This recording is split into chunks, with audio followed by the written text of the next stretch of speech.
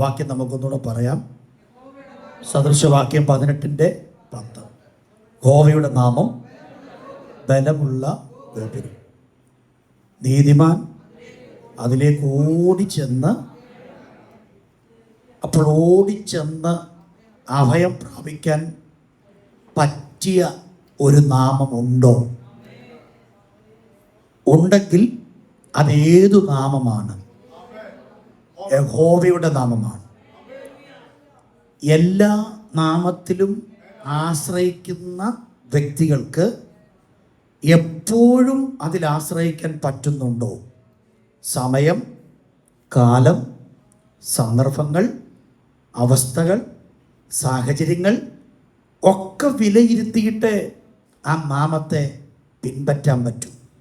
പക്ഷേ യഹോവയുടെ നാമത്തിൻ്റെ പ്രത്യേകത സ്ഥലം, കാലം, സാഹചര്യങ്ങൾ, അവസ്ഥകൾ ഒന്നുമില്ല. വ്യവസ്ഥയുള്ളവനെ ഈ യഹോവയുടെ നാമത്തെ ആശ്രയിക്കാം. ഒരു നല്ല ഹല്ലേലൂയ പറയാം. എത്ര പഠനക്രമമായി! എനിക്കറിയാം, ഞാനൊരു പ്രസംഗം കേൾക്കുമ്പോൾ വളരെ ശ്രദ്ധിച്ചിരിക്കും.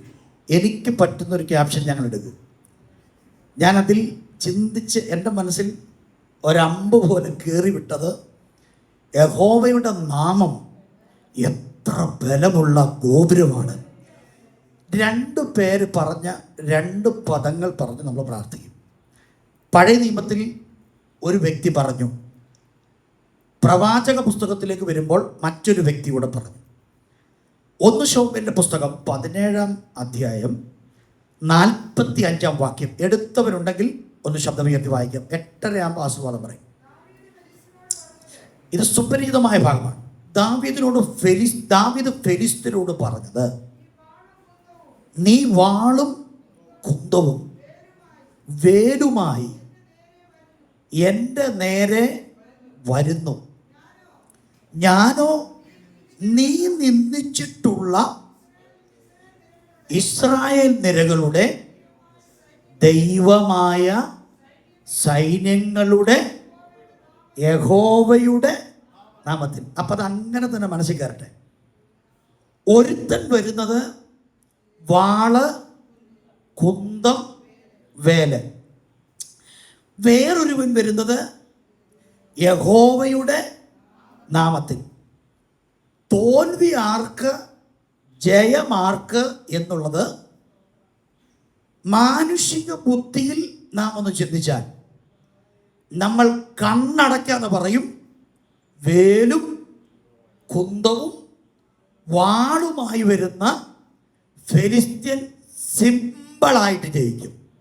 പക്ഷെങ്കിൽ ശ്രദ്ധിച്ചേ, പക്ഷെങ്കിൽ ഒരുവൻ പറയുന്നു, ഞാൻ യഹോവയുടെ നാമത്തിലാണ് വരുന്നത്. ഇനി എൻ്റെ ചോദ്യം, വാളുള്ളവനാണോ ജയം? കുന്തമുള്ളവനാണോ ജയം? വേലുള്ളവനാണോ ജയം? മറിച്ച് യഹോവയുടെ നാമത്തിൽ വരുന്നവൻ്റെ കയ്യിൽ കാണുന്നത് കവണയാണ്, കാണുന്നത് കല്ലാണ്. പക്ഷെ നിങ്ങൾ സിമ്പിളായിട്ട് ആ വാക്യം വിടരുത്. ഒന്നുമല്ലാതല്ല ഇവൻ യഹോവയുടെ നാമത്തിൽ വന്നത്.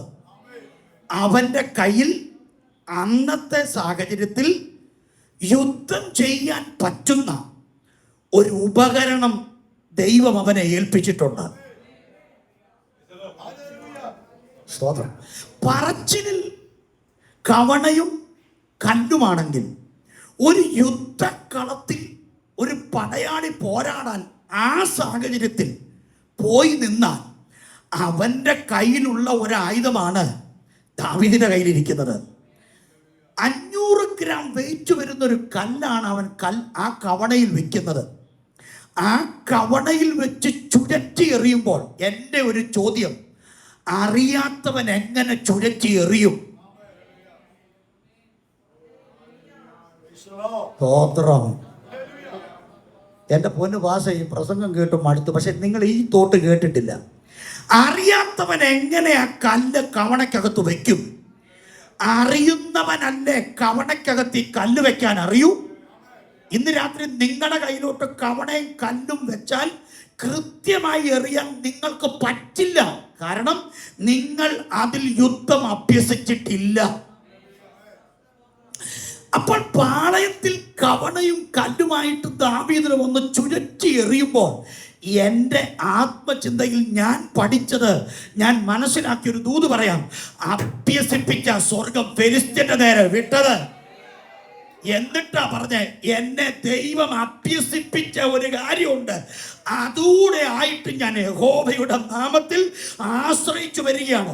നിന്റെ കുന്തവും നിന്റെ വാളും നിന്റെ വേലും എൻ്റെ തലയെടുക്കുന്നതാണെങ്കിൽ എൻ്റെ കയ്യിലിരിക്കുന്ന നിന്റെ നിസാരമായ ബുദ്ധിക്കകത്തൊരു കല്ലാണെങ്കിലും എന്നെ അഭ്യസിപ്പിച്ചത് എനിക്കറിയാം. അത് ഞാൻ സുരക്ഷിതമായി ചെയ്യേണ്ടതുപോലെ ചെയ്യും. സങ്കീർത്തനത്തിലെ ഒരു വാക്യമുണ്ട്, അതാണ് അതിൻ്റെ മറുപടി. യുദ്ധത്തിനായിട്ട് എൻ്റെ കൈകളെയും പോരിനായിട്ട് എൻ്റെ വിരലുകളെയും. ആമേൻ പറയാൻ പറ്റുമെങ്കിൽ ആമേൻ പറ.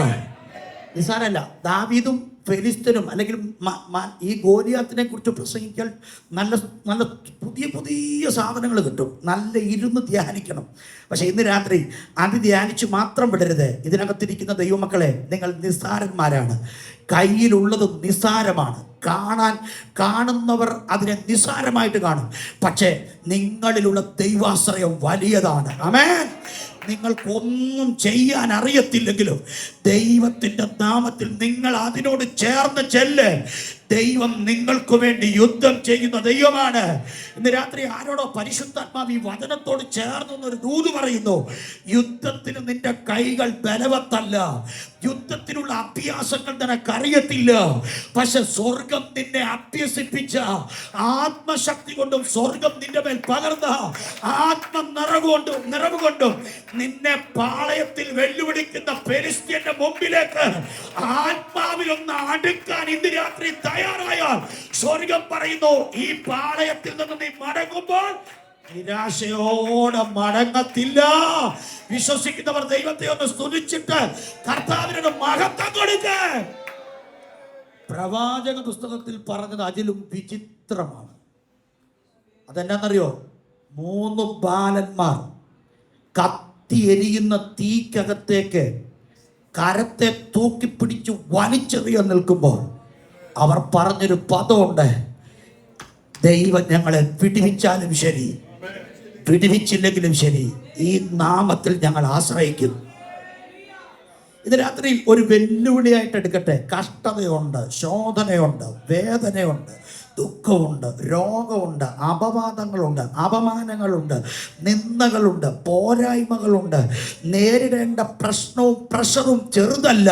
പക്ഷെ ഒരു കാര്യം, നീതിമാൻ യഹോവയിൽ ആശ്രയിച്ചിട്ട് പറയും, അതെന്റെ ബലമുള്ള ഗോപുരമാണ്, ഞാൻ പാളയത്തിൽ തോറ്റു മടങ്ങത്തില്ല.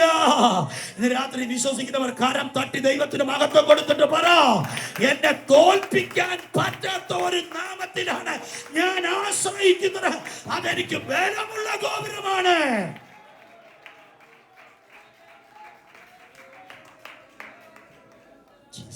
തോൽക്കത്തിന്റെ സഹോദര, നീ ആശ്രയിക്കുന്നത് ബലമുള്ള ഗോപുരത്തിലാണ്, ബലമുള്ള നാമത്തിലാണ്. ആ നാമത്തിന്റെ ഒറ്റ പ്രത്യേകത പറയാം. ആ നാമത്തിൽ സ്വർലോകരുടെയും ഭൂലോകരുടെയും അധോലോകരുടെയും, അപ്പോൾ ടോട്ടൽ എല്ലാത്തിനെയും കീഴ്പ്പെടുത്താൻ അധികാരമുള്ള ഒരു ബലമുള്ള നാമം.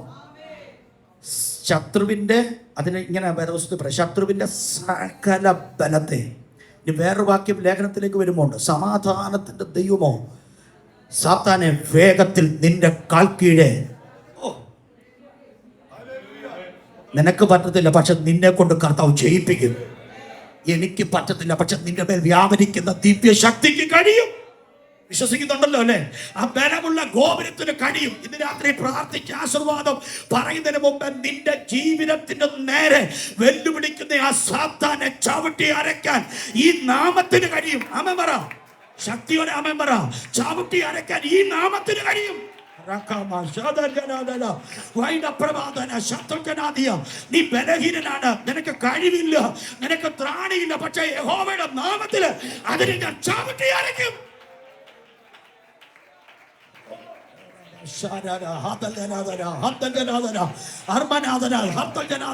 നീ ദൈവത്തിന് ആശ്രയിക്കുന്നവനാണെന്ന് പിശാചിനെ ശരിക്കും അറിയാം. ആ പിശാചിനെ അറിയാമെങ്കിലും ചിലപ്പോഴൊക്കെ നിന്റെ ചെവികളിൽ മന്ത്രിക്കുന്നതിന് അറിയോ, കഴിയത്തില്ല, സാധിക്കത്തില്ല. പക്ഷെ കർത്താവ് പറയുന്നു, സാത്താനെ വേഗത്തിൽ നിന്റെ കാൽ കീഴേ.